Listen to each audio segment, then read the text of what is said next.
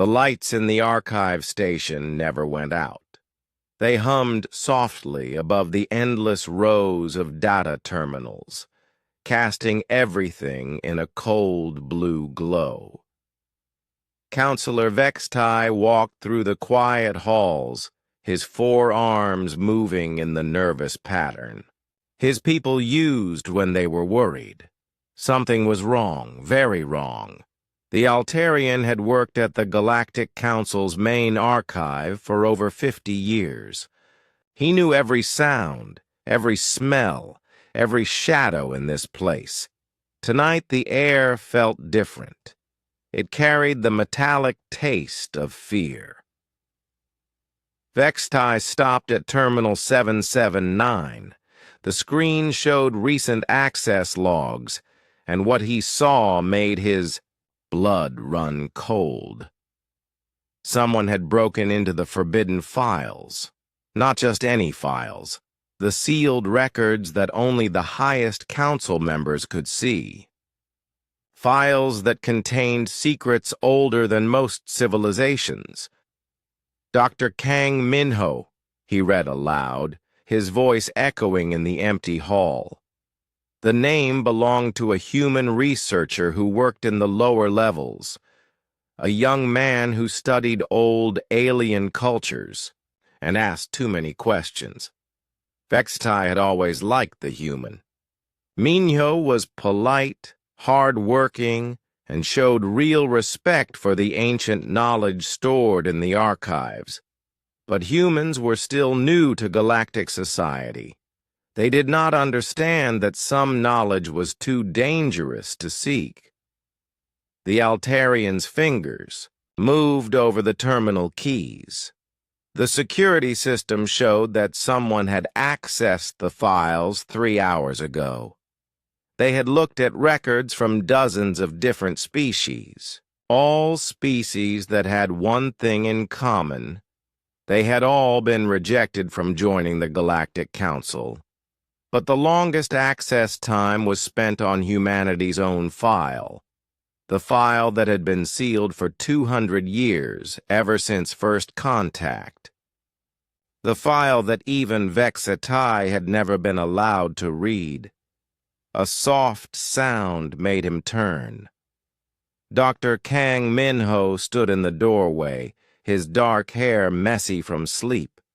The human wore the simple gray uniform all researchers used, but his eyes looked tired and scared. "Counselor Vextai," Minho said, bowing slightly in the human way. "I got a message that you wanted to see me." "I did not send any message," Vextai replied. His voice was calm, but his four eyes watched the human carefully. "What are you doing here so late?" Minho looked confused. "I received an urgent call on my communicator. It said there was a problem with my research access and that I needed to report to the archives immediately." Vextai felt his worry grow stronger. Someone had called the human here. Someone who wanted Minho to be found near the breached terminals. This was not a simple case of curious research gone wrong. This was something much more complex. "Show me." "Your communicator," Vextai said. Minho handed over the small device. Vextai plugged it into the security terminal and ran a trace. The message had come from inside the archive station, but the source was hidden behind layers of false routing. Whoever sent it knew the Council's security systems very well. "Dr. Minho," Vextai said slowly, "someone accessed restricted files. Tonight, the system shows your authorization codes were used." The human's face went pale. "That's impossible. I was in my quarters all evening. I was reading about Centaurian burial customs for my research project. You can check the room monitors." Vextai did check. The monitors showed Minho in his room. Until 20 minutes ago, when he left to come to the archives. But the file access had happened 3 hours earlier. Either the monitors were wrong, or someone else had used Minho's codes. What files were accessed? Minho asked. Vextai hesitated. The young human did not know about the sealed records. Few beings in the galaxy did. But if someone was using Minho as a cover for their real activities, the human deserved to know what he was being blamed for. Records of species that were denied council membership, Vexatai said finally. Minho frowned. I didn't know any species had been denied membership. I thought the council welcomed all peaceful civilizations. The innocence in the human's voice made Vextai's hearts ache. Humans still believed the stories they had been told about the council. They thought it was a place where all species worked together in harmony. They did not know the darker truths. There have been exceptions, Vextai said carefully. Species that were not ready for the responsibilities of council membership. What made them not ready? Minho asked. Before Vextai could answer, another terminal started beeping. Someone else was accessing the system. The Altarian rushed to the screen and saw that more files were being opened. Not just any files, the most secret records in the entire archive.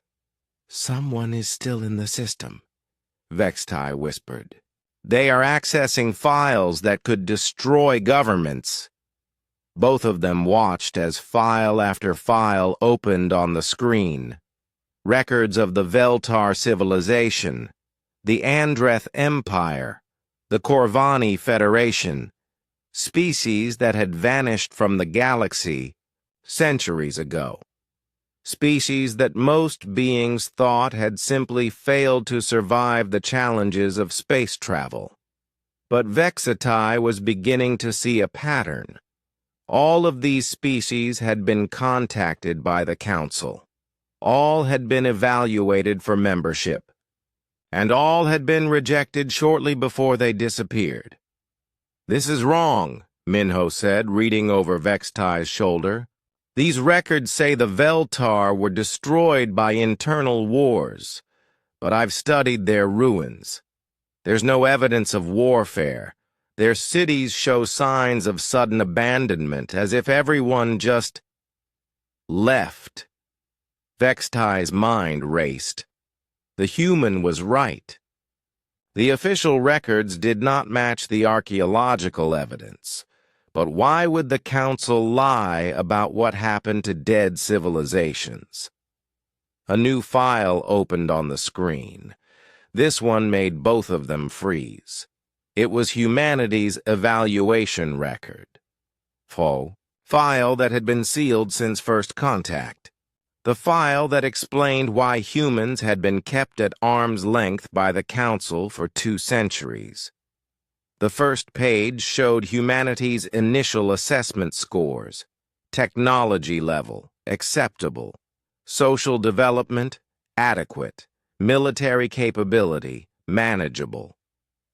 But there was another score, one that Vexatai had never seen before. A score labeled Catalyst Factor, that was marked in bright red letters. Maximum Threat Level. What does that mean? Minho asked. Vexatai did not know. He had worked with council records for decades, but he had never seen a catalyst factor measurement. It was not part of the standard evaluation system. The terminal beeped again. A new message appeared on the screen, written in the ancient council script that only the oldest members could read fluently. Vextai translated it slowly, his voice growing quieter with each word. Containment protocols active. Humanity approaches critical timeline. Preventive measures may be required. End of grace period, 6 months. Minho grabbed Vextai's arm. What does that mean? What timeline? What preventive measures? Before Vextai could answer, all the terminals in the archive went dark. Emergency lighting kicked in, bathing everything in red. An alarm started wailing somewhere in the distance. In the red darkness, Vextai realized something terrible. Every species in those files had been given similar warnings. Every species had reached some kind of critical timeline, and every single one of them was now extinct. The grace period for humanity was almost over. Ambassador Li Jiwan had never seen the council chamber so quiet. Usually, the massive dome buzzed with conversation as representatives from hundreds of worlds discussed trade, territory, and treaties. Today, silence filled the air like a heavy blanket. She walked across the polished floor, her footsteps echoing in the empty space. Above her, the great dome showed a view of the stars, but even they seemed dimmer than usual. Jiwan had been the human ambassador to the Galactic Council for 8 years. She knew when something was very wrong. The emergency message had arrived at her quarters 3 hours ago. Report to Council Chamber immediately. Urgent matter regarding human status. No details, no explanation, just an order that felt more like a threat. High Counselor Zethka waited for her at the center of the chamber. The ancient being sat on a floating platform that drifted slowly in circles. His species, the caravans, were among the oldest in the galaxy. Zethka himself was over 3,000 years old, and his purple skin showed the deep lines that came with age and wisdom. Ambassador Li, Zethka said, his voice carrying the weight of centuries. Please, sit. A chair rose from the floor in front of him. Jiwan sat down, keeping her back straight and her expression calm. 8 years of diplomatic training had taught her never to show weakness or surprise, no matter what she was feeling inside. I trust you had a pleasant journey from the human embassy, Zethka continued. Yes, thank you, Jiwan replied. Though I must admit I'm curious about the urgency of this meeting. The message was quite brief. Zethka's ancient eyes studied her face. Tell me, Ambassador, what do you know about your species evaluation process? The question surprised her. I know that humanity was contacted by the Council 200 years ago. We went through the standard evaluation procedures and were found suitable for limited contact. We've been working toward full membership ever since. And you believe this process has been normal? Something in his tone made Jiwan's skin crawl. Is there a reason it wouldn't be? Instead of answering, Zethka waved his hand. The air above them shimmered, and images began to appear. Star maps, showing the locations of different species throughout the galaxy. As Jiwan watched, some of the markers began to change color from blue to red, then disappeared entirely. The Veltar, Zethka said as one marker vanished. Contacted 400 years ago. Showed great promise, vanished within 50 years of first contact. Another marker disappeared. The Andreth, contacted 600 years ago, developed faster than light travel in just 20 years after meeting us, gone within a century. More markers vanished. the Corvani, the Nephilim, the Bastari, all contacted by the Council. All showed rapid development after contact. All extinct. Ji-Wan felt her heart beating faster. What are you suggesting? I am not suggesting anything, Zethka replied. I am stating facts. Over the past 2,000 years, 47 species have been contacted by the Council and evaluated for membership. Of those, 41 have ceased to exist. The numbers hit Ji-Wan like a physical blow. That can't be right. Species don't just disappear, don't they? Zethka asked. Space is dangerous, Ambassador. Wars break out. Plagues spread. Resources run out. Civilizations fall for many reasons. But 41 out of 47? That's not bad luck. That's a pattern. Zethka nodded slowly. Yes, it is a pattern. And humanity, I'm afraid, fits that pattern perfectly. The star map changed, zooming in on human space. Ji-Wan could see Earth, the colonies, the trade routes that connected human worlds to the rest of the galaxy. Everything looked normal and peaceful. Your species has been under observation for 2 centuries, Zethka continued.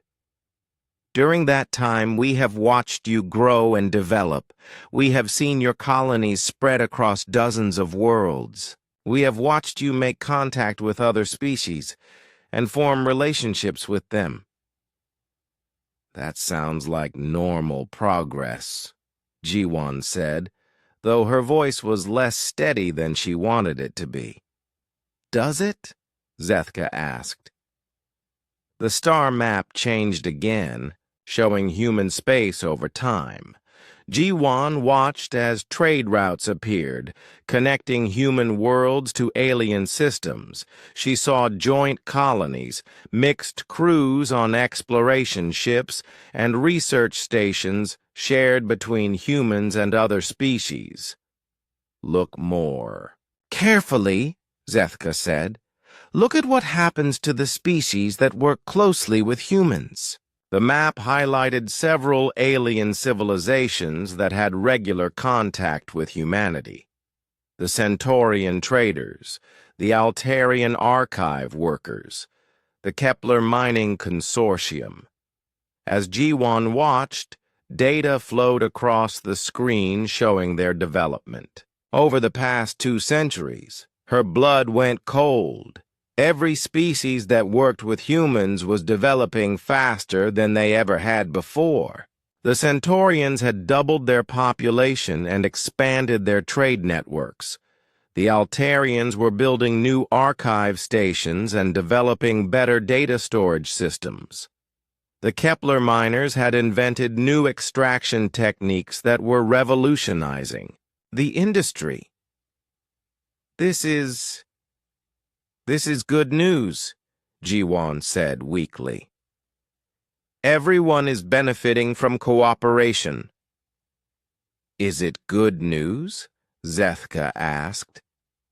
The Veltar experienced similar growth when they first encountered the Council. Their technology advanced by centuries in just a few decades. Their population exploded. Their influence spread across their entire sector. What happened to them? They became too powerful too quickly. They upset the balance that had existed in their region for millennia. Other species became jealous, fearful. Wars broke out. In the end, the Veltar were destroyed by the very success that had made them great. Ji-Wan felt sick. You're saying that success is dangerous. I'm saying that uncontrolled success is dangerous, Zethka corrected. The galaxy has a natural order, Ambassador. Species develop at their own pace, within their own limitations. When something disrupts that order, chaos follows. The star map changed again, showing humanity's influence spreading like ripples in a pond. Everywhere humans went, other species began changing, growing, developing faster than they ever had before. Your species has a unique effect on others, Zethka continued. You inspire them to exceed their natural limitations. You push them to reach beyond what they thought possible. In small doses, this might be harmless, but your influence is growing stronger. You make it sound like a disease, Jiwan said. Perhaps it is, Zethka replied. Or perhaps it is something else, something we have not seen in the galaxy for a very long time. He paused, his ancient eyes fixed on her face. Tell me, Ambassador, have you ever wondered why your species was contacted by the Council in the first place? Most civilizations must develop faster than light travel on their own before we notice them. But humanity was contacted when you barely had chemical rockets. Jiwan had wondered about that. Human historians had always assumed it was because Earth's radio signals had been detected by alien ships. But now that she thought about it, the timing had been very convenient. We were watching you long before first contact, Zethka admitted. Your species showed certain characteristics that concerned us. We decided to make contact early, to guide your development along safer paths. What characteristics? Zethka was quiet for a long moment. When he spoke again, his voice was softer, almost sad. Your species has what we call the catalyst factor. You do not just adapt to your environment, Ambassador. You cause everything around you to adapt as well. You change other species simply by existing near them. The chamber fell silent again. Jiwan could hear her own heartbeat in her ears. The Veltar had the catalyst factor, Zethka continued. So did the Andrith, the Corvani, and all the others. It is a rare trait, appearing perhaps once every few 100,000 years. And every species that has possessed it has either been contained or has ceased to exist. Contained? Jiwan asked. Isolated, quarantined, prevented from spreading their influence beyond safe limits. And if they refuse containment? Zethka's expression grew darker. Then preventive measures must be taken. The words hung in the air like a death sentence. Jiwan understood now why the chamber felt so empty, why the stars seemed dimmer. She was not here for a normal diplomatic meeting. She was here to learn that her entire species was under a death sentence. How long do we have? She asked quietly. The grace period ends in 6 months, Zethka replied. After that, the Council must decide whether humanity can be safely contained or whether more. Direct action is required. Jiwan closed her eyes, thinking of Earth, of the colonies, of the millions of humans who had no idea their entire future hung in the balance. What would containment mean? She asked. Complete isolation. No contact with other species. No expansion. Beyond your current territory. No interference with galactic affairs. That would be the death of everything we've worked toward. Yes, Zethka agreed, but it would be preferable to the alternative. Dr. Kim Ha-young stared at the data on her screen and rubbed her tired eyes.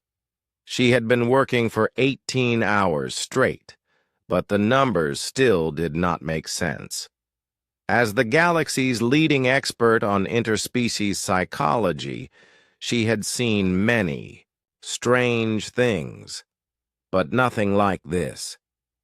Her office in the Human Research Station orbited a quiet star system on the edge of Council space. It was far from Earth, far from the busy trade routes and diplomatic meetings. Here, she could study how different species interacted without political pressure or interference. The data she was looking at came from dozens of human colonies across the galaxy. Every settlement where humans lived alongside other species. The patterns were impossible to ignore, but they were also impossible to explain. "Computer, show me the Alterian neural development data again," she said. The screen filled with brain scans from Alterian workers who had spent time at human research stations. The differences between their neural patterns and those of Alterians who had never met humans were dramatic. New neural pathways had formed. Existing connections had grown stronger. Their brains were literally rewiring themselves. "Show me the Centaurian population data." More graphs appeared. Centaurian birth rates in systems with human colonies were 3 times higher than normal. Not only that, but their children were developing faster, learning more quickly, and showing creativity levels that had never been recorded in their species before. "Show me the Kepler mining efficiency reports." The mining data was the most shocking of all. Kepler miners working alongside human teams were finding new ore deposits, inventing better extraction methods, and solving problems that had puzzled their species for generations. Their productivity had increased by 400% in just 50 years. Ha-young leaned back in her chair. Every piece of data told the same story. Humans were not just living peacefully with other species. They were changing them, making them better, pushing them to become more than they had ever been before. The door to her office chimed. "Come in," she called. Park Sung-ho entered, carrying a cup of coffee and looking as tired as she felt. Sung-ho worked for human intelligence, though most people thought he was just another diplomatic aide. He had been gathering information about the Council's real activities for years. "Any luck with the research?" he asked, setting the coffee on her desk. "Too much luck," Ha-young replied. "The data is clear. Humans have a measurable effect on other species development. The question is why?" Sung-ho sat down across from her. "I might have part of the answer. I managed to access some old council files through unofficial channels." He pulled out a data pad and placed it on her desk. The screen showed a document written in the ancient script used by the council's founders. Most of it was too damaged to read, but some sections were clear. "This is a report from 3 million years ago," Sung-ho explained. "It describes a species called the First Ones. They were the original builders of galactic civilization. But they disappeared long before any of the current council species evolved." Ha-young read the translated sections. The First Ones were described as having unusual abilities. They could inspire other species to reach beyond their normal limits. They could accelerate evolution and development in ways that seemed almost magical. "According to this report," Sung-ho continued, "the First Ones did not disappear. They evolved beyond physical form, and left the galaxy to explore other dimensions. But before they left, they planted genetic markers in certain species, seeds that would activate when the galaxy was ready for its next evolutionary step. You think humans carry these markers? Ha-Young asked. I think humans are these markers, Sung-Ho replied. Look at this. He showed her another section of the document. It described the catalyst factor, the same term that had appeared in the archive files that Dr. Kang Minho had discovered. According to the ancient report, the catalyst factor was not a threat to be contained. It was a gift to be celebrated. The first ones designed the catalyst factor to help other species evolve, Sung-Ho explained. When a species with the factor appears, it means the galaxy is ready for advancement. Other species begin developing faster because they are supposed to develop faster. Ha-Young felt her heart racing. If this is true, then the Council has been fighting against the natural order of things for millions of years. Worse than that, Sung-Ho said.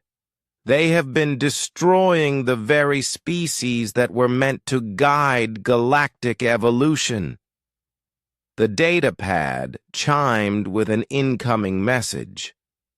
Sung-Ho read it quickly, and his face went pale. What is it? Ha-Young asked.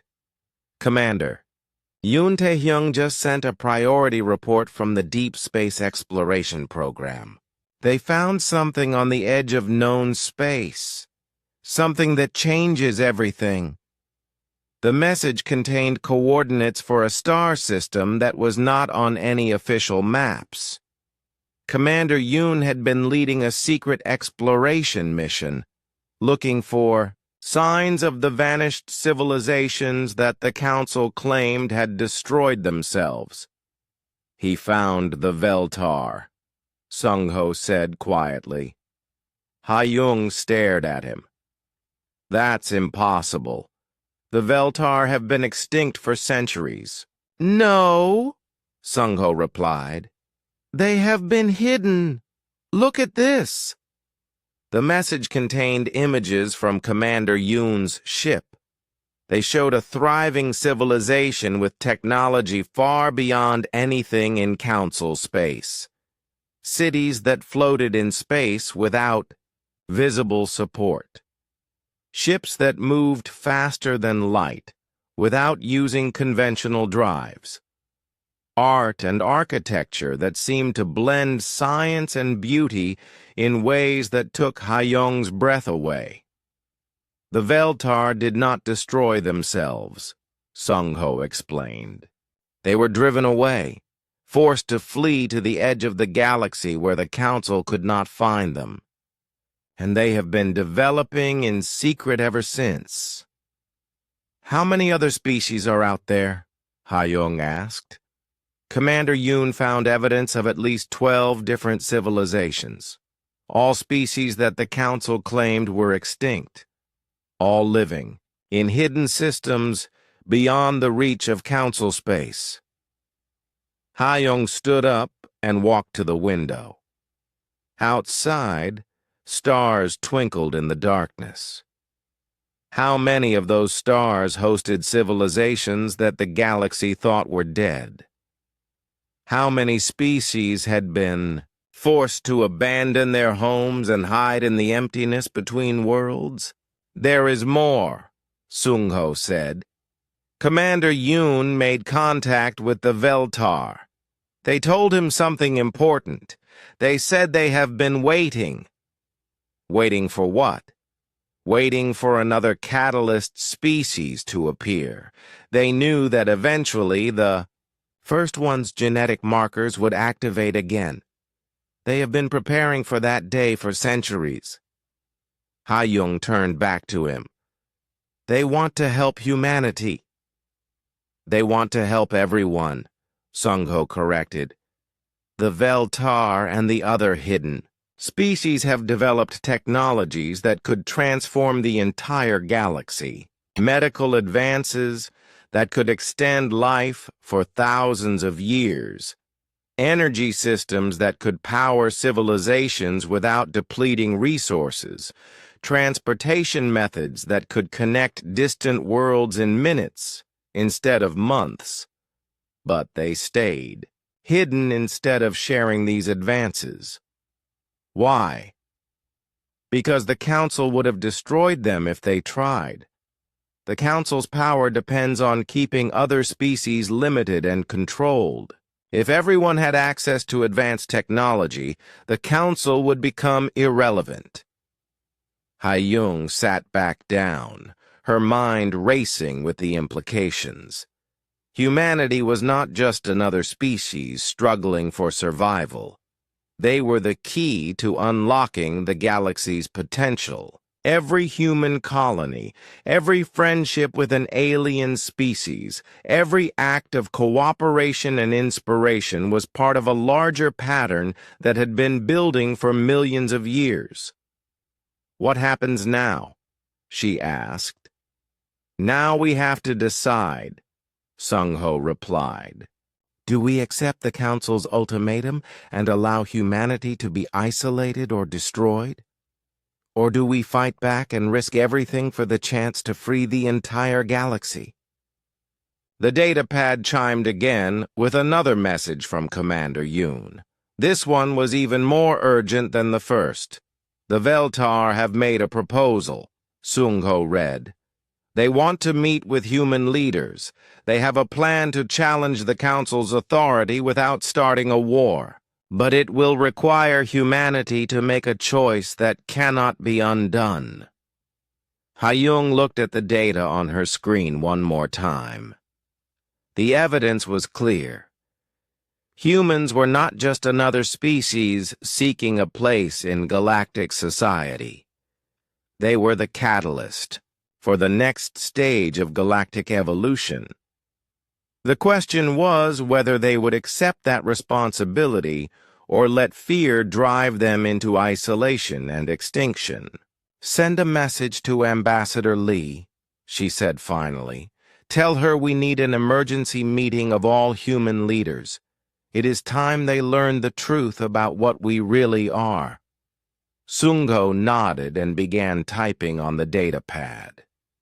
As he worked, Ha-Yung watched the stars outside her window and wondered if humanity was ready for the destiny that had been waiting for them across millions of years. The galaxy was about to change forever. The only question was whether that change would come through. Evolution or revolution? The council chamber had never felt so cold. Ambassador Lee Ji-won sat across from High Counselor Zethka, watching as he prepared the documents that would decide humanity's fate. Around them, the Great Dome showed images of human colonies scattered across the galaxy, worlds that might soon be cut off from the rest of civilization forever. "The terms are simple," Zethka said, his ancient voice echoing in the empty chamber. "Humanity accepts voluntary isolation within 6 months, or the Council will implement preventive intervention." Ji-won had heard these words before, but now she understood what they really meant. Voluntary isolation meant the end of human expansion, the end of contact with other species, the slow death of everything her people had worked toward. Preventive intervention was a polite way of saying extinction. "What exactly would isolation involve?" she asked, though she dreaded the answer. Zethka waved his hand, and the dome showed a map of human space. Red lines appeared around Earth and the 30 human colonies, forming a box in space. "No human ship would be allowed to leave this area," he explained. No alien ship would be allowed to enter. All trade agreements would be canceled. All joint research projects would be ended. All mixed crews would be separated. You are talking about abandoning thousands of humans who live and work in alien systems.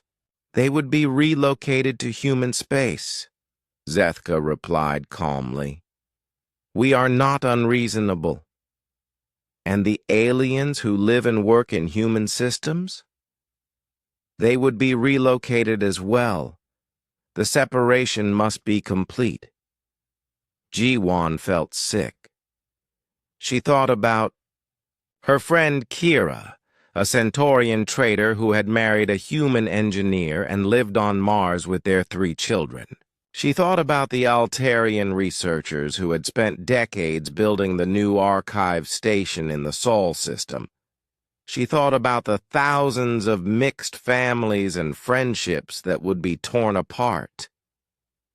This is not isolation, she said.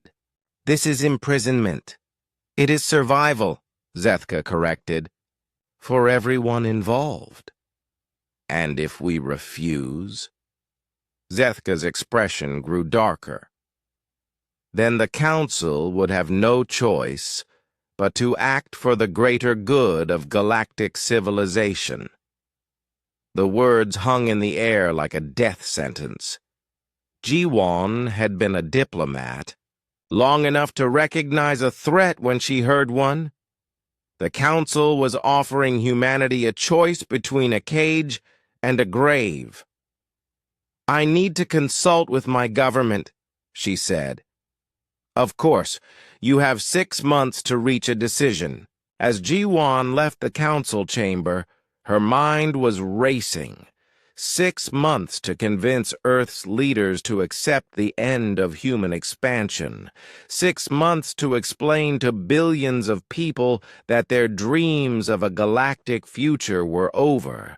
6 months to prepare for isolation or extinction. But as she walked through the station's corridors, she began to notice things she had never paid attention to before. Alien workers were avoiding eye contact with her. Conversations stopped when she approached. The usual friendly greetings from other ambassadors were replaced by uncomfortable silence. Word was spreading. The other species knew about the ultimatum, and they were already starting to treat humanity like a dangerous disease that needed to be contained. Ji-Won returned to her quarters and immediately sent an encrypted message to Earth. Within hours, responses came flooding back. President Na Seung-wan wanted an emergency meeting of the Human Defense Council. Admiral Shin Dong-wook was asking about military options. Dr. Kim Ha-young was requesting permission to share classified research data. But the most important message came from someone she had never heard of before. Researcher Choi Min-ji, working in the Council's historical archives, had uncovered information that changed everything. The message was brief. Preventive intervention is not what they claim. I have proof. We need to meet. Ji-Won arranged to meet Min-ji at a small cafe in the station's civilian sector. The Altarian researcher looked nervous, constantly checking to make sure they were not being watched. I work in the deep archives, Min-ji explained. Files that are supposed to be sealed forever, but some of them are not sealed properly. I found records of previous preventive interventions. She showed Ji-Won a datapad containing translated documents. The files described what had really happened to the Veltar, the Andreth, and the other vanished species. They were not destroyed by wars or plagues, Min-ji said quietly. The Council engineered their destruction. They created conflicts between neighbors. They introduced diseases. They sabotaged their technology. They made it look like natural disasters, but it was murder. Jiwan read the files with growing horror. The Veltar had been eliminated by a plague that attacked only their species. The Andreth had been destroyed when their sun went supernova, except the explosion had been caused by Council technology. The Corvani had been wiped out by their own defensive systems, which had been hacked and turned against them. "How many species?" Jiwan asked. 41 confirmed, Minji replied. "Probably more. The Council has been controlling galactic evolution for millions of years. Any species that threatens their power is eliminated. And now it is humanity's turn. Unless we do something to stop them," Minji said. "I sent copies of these files to someone in human intelligence, Park Sung-ho. He said you would know what to do with the information." Ji-won did know. The information was proof that the Council was not the benevolent organization it pretended to be. It was a galactic dictatorship that maintained power by destroying anyone who challenged its authority. She returned to her quarters and sent an urgent message to Earth. The response came back within hours. "Return immediately. Emergency session called." The journey to Earth took 3 days. When Ji-won arrived, she found the Human Defense Council already in session. President Na Seong-wan looked tired and worried. Admiral Shin Dong-wook was studying tactical displays showing Council military positions. Dr. Kim Ha-young was presenting research data that proved humans were having a positive effect on other species. "The situation is clear," President Na said after Ji-won had briefed them on her meeting with Zethka. "The Council is offering us a choice between slavery and death." "What about the military option?" Admiral Shin asked. "Could we fight them?" "The way Council controls thousands of worlds," Ji-won replied.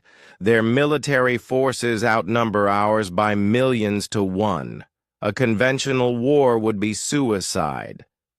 "Then we accept isolation," another Council member suggested. "It is better than extinction, is it?" Dr. Ha-young asked. "My research shows that human contact is accelerating the development of other species. If we isolate ourselves, we abandon them to stagnation and Council control." President Na was quiet for a long moment. When she spoke, her voice was heavy, with the weight of decision. "There is a third option," she said. "Captain Hong Ji-hoon sent a report from the edge of known space. He found something that might change the balance of power." The main screen showed images from Hong's exploration ship. Ancient ruins on a dead world, but these ruins were not millions of years old. They were recent, and they showed signs of advanced technology that surpassed anything in Council space. "The Veltar," President Na explained. "They are not extinct. They are hiding beyond the reach of Council space, developing in secret, and they want to meet with us." Admiral Shin leaned forward. "What kind of meeting?" "An alliance," President Na replied. "The Veltar and other hidden species have been waiting for another catalyst species to appear. They believe humanity is the key to overthrowing Council control. Or to being destroyed like all the others," Juwon pointed out. "Perhaps," President Na agreed.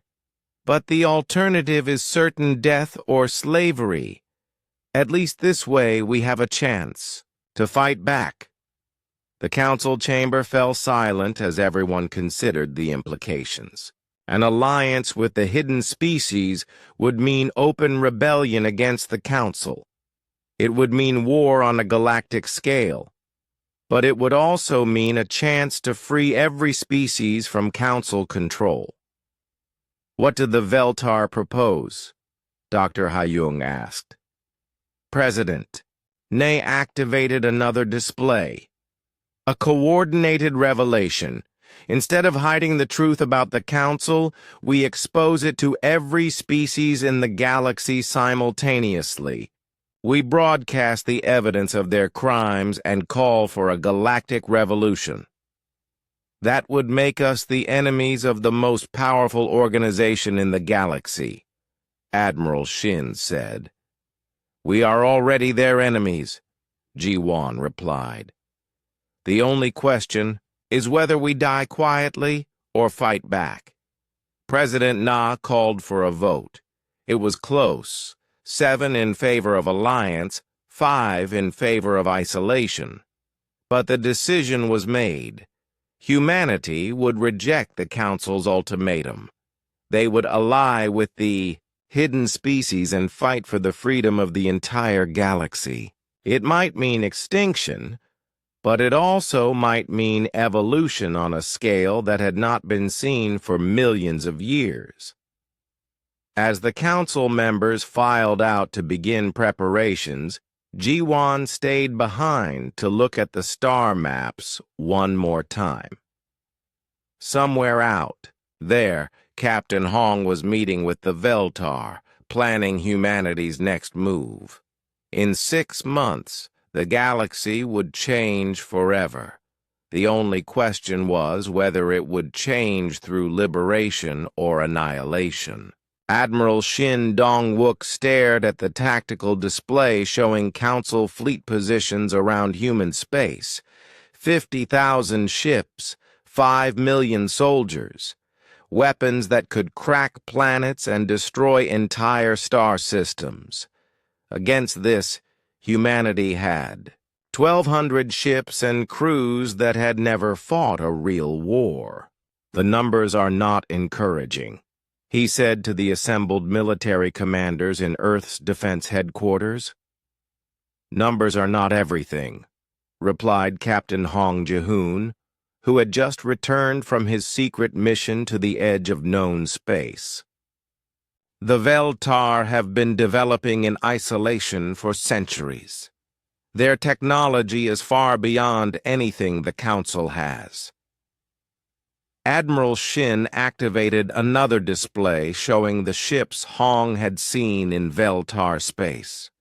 The vessels looked more like works of art than military craft, with flowing curves and surfaces that seemed to shift and change as you watched them. "How many ships do they have?" asked General Park Min-sok, head of the Colonial Defense Forces. "Unknown," Hong replied. "But they are not the only ones. I made contact with representatives from 7 different species that the Council claims are extinct. They have been working together, preparing for this moment." "What moment?"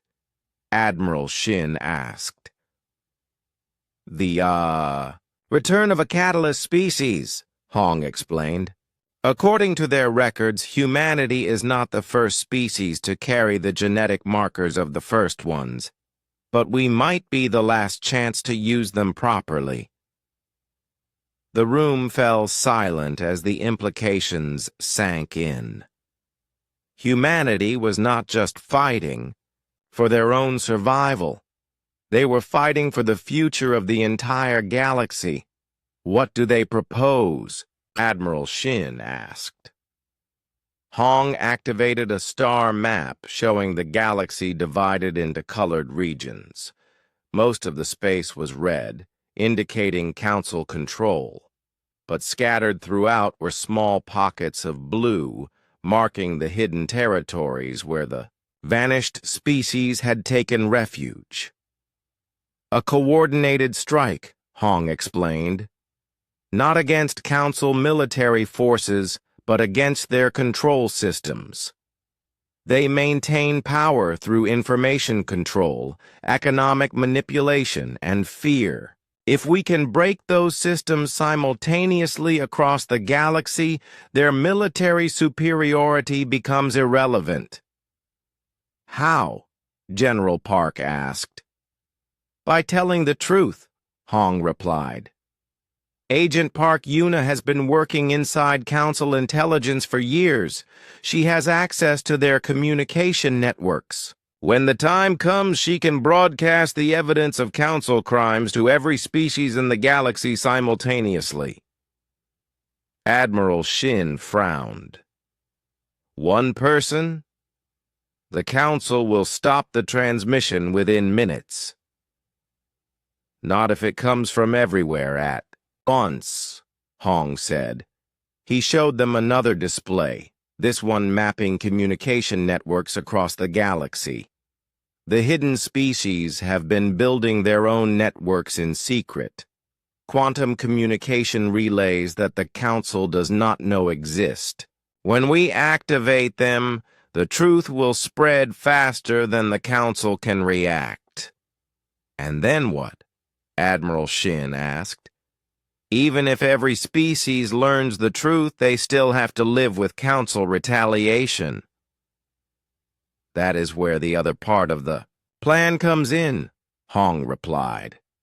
Dr. John Soo-hyun has been working with Veltar scientists. They have developed something that will change everything.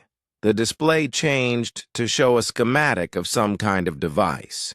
It looked like a combination of human technology and alien engineering, with components that seemed to defy basic physics. A consciousness amplifier, Hong explained. The first ones left behind more than just genetic markers. They left tools, devices that can boost the catalyst factor and spread its effects across vast distances. What does that mean in practical terms? General Park asked. It means that instead of humans slowly inspiring other species over generations, we can accelerate the process. Every species in the galaxy will begin developing faster, growing stronger, becoming more creative and cooperative. Within years, instead of centuries, they will reach levels that make Council control impossible.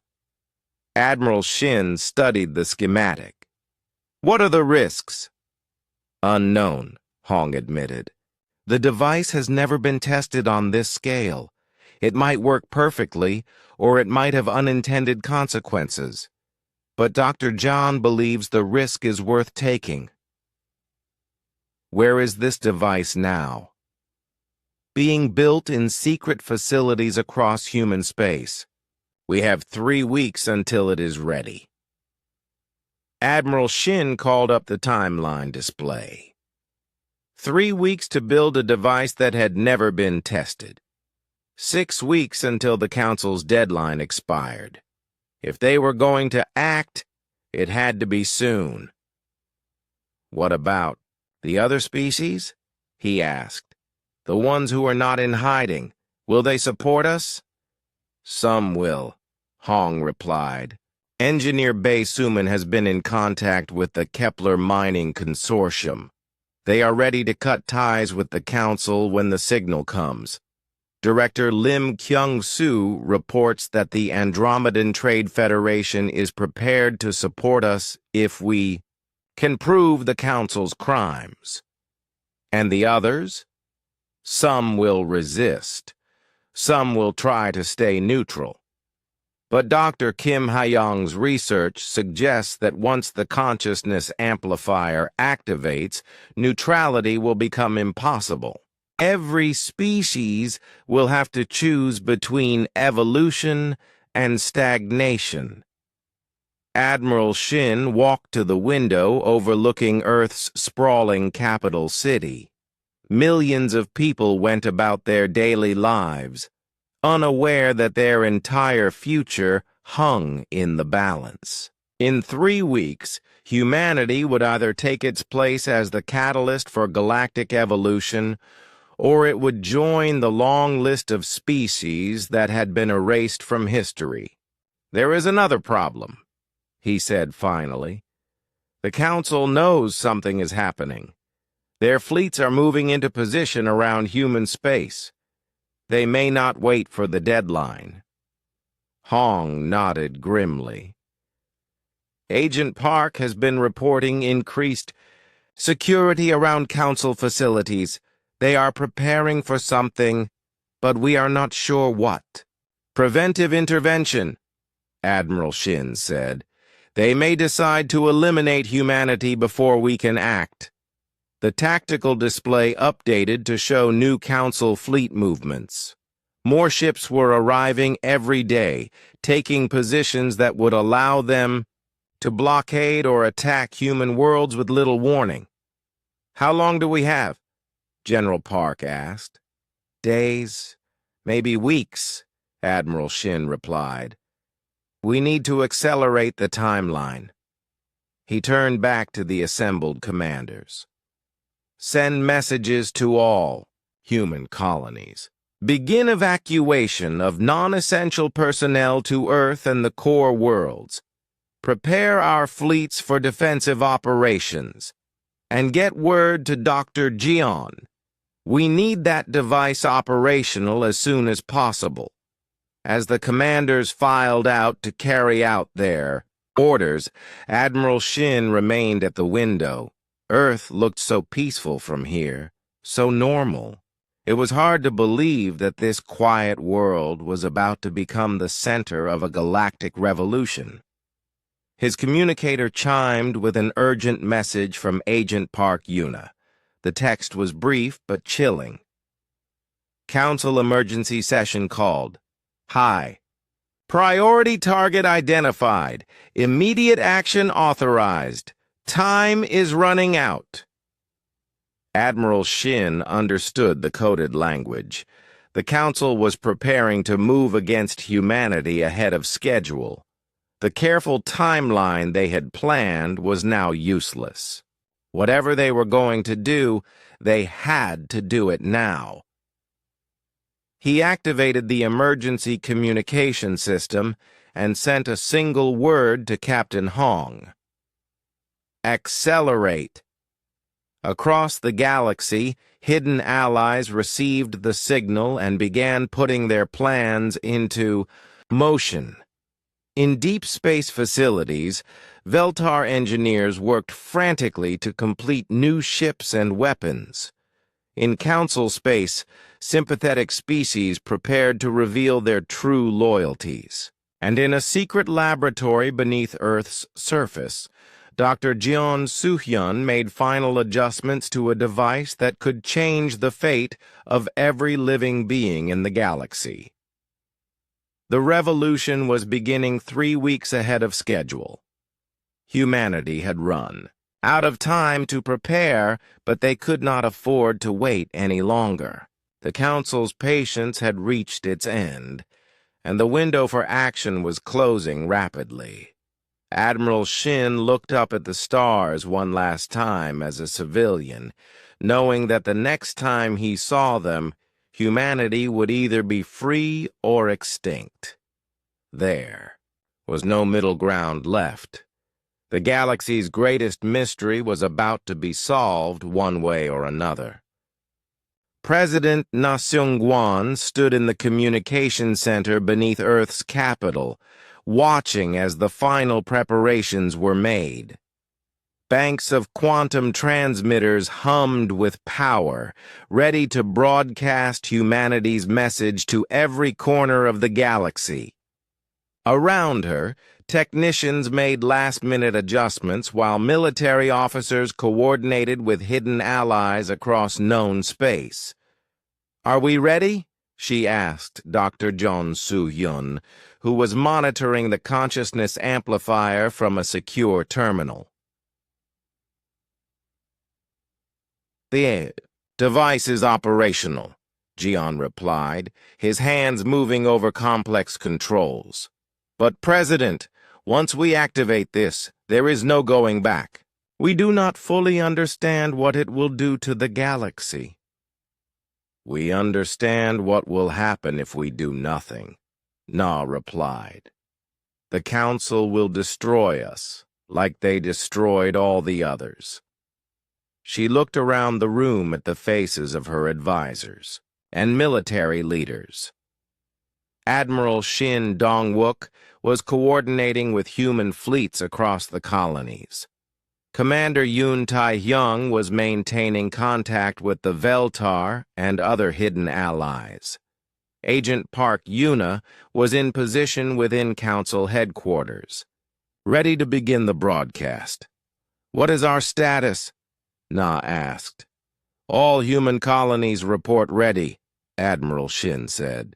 Our fleets are in defensive positions. The evacuation of non-essential personnel is complete. Hidden allies. The Veltar confirm their ships are moving into position, Commander Yoon reported. 7 other species are ready to reveal themselves when the signal comes. Council response? Their fleets are surrounding human space, Admiral Shin said grimly. Best estimate is they will begin their attack within 6 hours. President Na nodded. The timing was perfect in the worst possible way. They had to act now. Before the Council could implement preventive intervention, Agent Park, are you in position? Park Yuna's voice crackled through the secure communication channel. I am in the Council's main communication center. Security is heavy, but I have access to the primary broadcast systems. When you give the signal, I can override their networks for approximately 10 minutes before they regain control. 10 minutes. To change the galaxy, Na murmured. Dr. John, what happens when we activate the amplifier? John looked up from his instruments. According to Veltar research, the consciousness amplifier will boost the catalyst factor and broadcast it across quantum networks. Every species in the galaxy should begin experiencing accelerated development within hours. Enhanced creativity, improved cooperation, breakthrough insights in science and technology. Should. The device has never been tested on this scale, John admitted. We are basing our calculations on first one's technology that we barely understand. There could be unexpected effects. Worse than extinction? Na asked. I suppose not, Jaeon replied. President Na took a deep breath and activated the communication system that would connect her to every human in the galaxy. Citizens of Earth and the colonies, this is your president. In a few minutes, we will broadcast a message that will change our relationship with the galactic community forever. We do this not out of aggression, but out of necessity. The truth can no longer be hidden. She nodded to the technicians, who began the broadcast sequence. Across the galaxy, hidden quantum transmitters came online, creating a network that spanned thousands of light-years in seconds. Agent Park, begin transmission, Na ordered. On screens throughout the communication center, they watched as Park Yuna's signal reached every inhabited world in the galaxy simultaneously. The evidence was overwhelming. Documents proving the Council's crimes, records of species they had murdered, communications showing their plans for humanity. But the most powerful part of the broadcast was not the evidence of Council evil. It was the proof of what the galaxy could become. Images from Veltar space showed cities that floated like dreams, technology that seemed like magic, art that captured the beauty of entire worlds. The message was clear. This was what civilization could achieve when it was free to grow. Broadcasting consciousness amplifier signal, Dr. Jian announced. Across the galaxy, the hidden network carried more than just information. It carried the essence of the catalyst factor itself, spreading from world to world faster than light. On millions of planets, billions of beings felt something change inside them. Ideas became clearer. Problems that had seemed impossible suddenly had obvious solutions. The artificial limits that had constrained their thinking for generations began to crumble. Council fleets are responding, Admiral Shin reported. They are moving to attack human positions. Let them come, President Na said. The message is already spreading. On the screens, they could see the effects beginning across the galaxy. On Altarian worlds, new archive technologies were being invented in real time. Centaurian traders were forming unprecedented alliances and cooperation agreements. The Kepler Mining Consortium was declaring independence from Council oversight. But the most dramatic changes were happening in Council space itself. Species that had been loyal to the Council for millennia were suddenly seeing their situation with new clarity. The artificial scarcity, the controlled development, the constant fear of punishment. All of it was revealed as tools of oppression. Council emergency session in progress, Agent Park reported. High Counselor Zethka is trying to maintain order, but half the member species are walking out. Human colonies under attack, Admiral Shin announced. Council fleets are engaging. Our defensive positions. President Na watched the tactical displays as the first shots of the Galactic Revolution were fired. Human ships, outnumbered 50-1, fought desperately to protect their worlds. But they were not fighting alone. Veltar ships decloaking throughout the galaxy, Commander Yoon reported with excitement.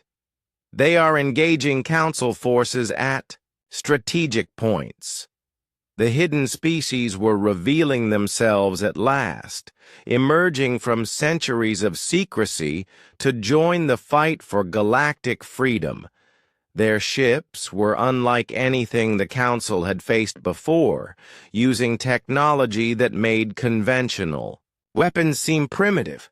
The amplifier is working beyond our expectations, Dr. John announced.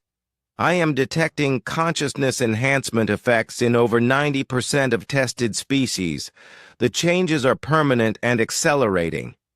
On screen after screen, they watched as the galaxy transformed before their eyes. Council authority was collapsing as member species declared independence. Ancient alliances were dissolving as new partnerships formed based on cooperation rather than fear. The rigid hierarchy that had controlled galactic civilization for millions of years was crumbling in a matter of hours. Council fleet withdrawal, Admiral Shin reported with amazement. They are pulling back from human space. Why? President Na asked. Because they have bigger problems, Agent Park answered through the communication link. 2/3 of Council space is in open rebellion. Member species are not just demanding independence, they are demanding justice for the species the Council destroyed. President Na looked around the communication center. The revolution was succeeding beyond their wildest expectations. But she knew the hardest part was still to come. Building a new galactic order would be more difficult than destroying the old. 1. Dr. John, what are the long-term effects of the amplifier? Unknown, he replied. But based on what we are seeing, I believe we have triggered an evolutionary leap that will continue for generations. Every species in the galaxy is now developing, at accelerated rates. In 100 years, galactic civilization will be unrecognizable. Better or worse? Different, Jayon said. The galaxy will become what it was always meant to be before the Council imposed artificial limits. Whether that is better or worse depends on how we handle the transition. President Na activated the galaxy-wide communication system one final time. Her message would reach every world, every ship, every being in known space. Citizens of the galaxy, she began. Today we have revealed the truth about our shared history. The council that claimed to protect us has instead enslaved us, limiting our growth and destroying those who threaten their power. But that age is ending. She paused, looking at the star maps showing the collapse of council authority across thousands of worlds. We offer no new empire to replace the old one. We propose no human dominion over other species. Instead, we offer partnership. The technology that created this change will be shared freely with all species. The knowledge that was hidden will be revealed to everyone. The galaxy belongs to all of us, and together we will build something greater than anyone species could achieve alone. The broadcast ended, but the revolution continued. Across the galaxy, species that had been enemies for millennia were reaching out to each other. Scientific breakthroughs were happening daily as enhanced minds tackled problems with fresh perspectives. Art, music, and literature were flourishing as creative barriers dissolved. The Council's greatest mystery had been solved at last. They had feared humanity not because humans were violent or aggressive, but because humans could inspire others to break free from artificial limitations. The catalyst factor was not a weapon of destruction, it was a tool of liberation.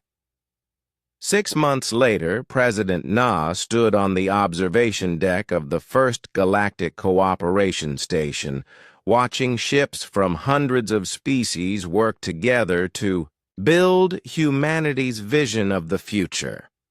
The galaxy would face new challenges as it grew and changed, but it would face them as partners rather than subjects.